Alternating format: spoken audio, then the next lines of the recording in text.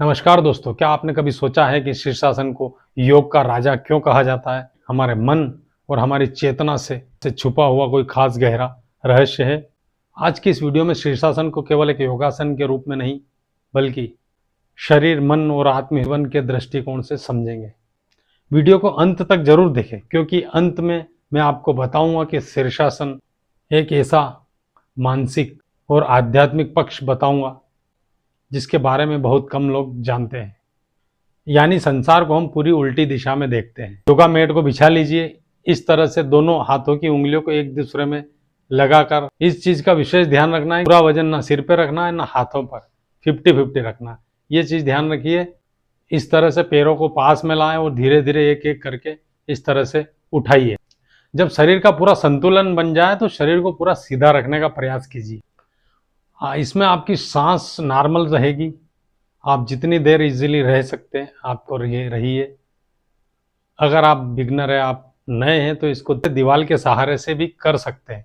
दीवार का सहारा लेकर के आप एक पैर को रखिए, फिर दूसरे को रखते जाइए। अपने हिसाब से आप एडजस्ट करिए, धीरे धीरे ये बढ़ाएं। एकदम आप चाहे कि सिर के बल जाने का प्रयास करें, शीर्षासन एकदम नहीं होगा और एक दिन होगा जरूर, लेकिन आपको प्रयास कंटिन्यू करते रहना है। इसी दीवार के सहारे से आप कर सकते हैं।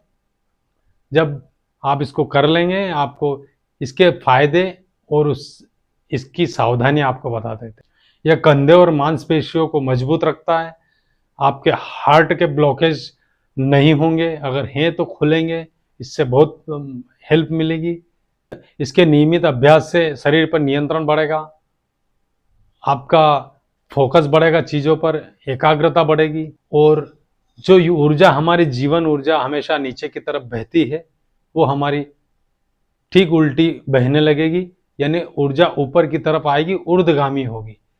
तो ये योग आध्यात्मिक दृष्टि से भी शीर्षासन बहुत ज़्यादा मायने रखता है। इसकी सावधानियां ये है कि किसी भी प्रकार की कोई दर्द है, तकलीफ है, आपको सर्वाइकल है, आप बिल्कुल नहीं करें। अगर आपको हाई बीपी है, आप बिल्कुल नहीं करें। किसी भी प्रकार से इसको जबरदस्ती नहीं करें। आपके कंधों में कोई चोट है, शरीर में कोई सर्जरी हुई है, आप इसको अवॉइड कीजिए।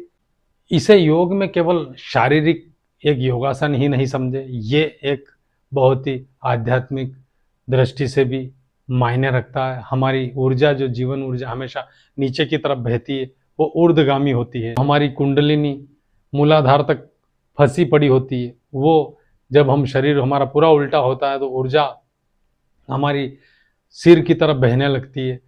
तो आध्यात्मिक दृष्टि से भी ये योग बहुत अच्छा है। सामान्य व्यक्ति सिर के बल खड़े होने की कल्पना में ही डर जाता है, लेकिन अभ्यास से वही व्यक्ति इसको सहजता से करने लगता है। इसकी सावधानियां हमेशा ध्यान रखिए। किसी भी प्रकार की कमर में कोई तकलीफ है, गर्दन में किसी भी प्रकार की तकलीफ है, अगर आंखों के कोई ऑपरेशन हुए या आंखों की कोई समस्या है, सिर की कोई समस्या है, माइग्रेन है, आप इसको नहीं करें। अगर बहुत ज़्यादा हाई बीपी है, आप इसको बिल्कुल नहीं करें। आपको इस विषय पर, इस योगासन पर आपको कोई भी सवाल हो तो आप ज़रूर पूछ सकते हैं। Thank you.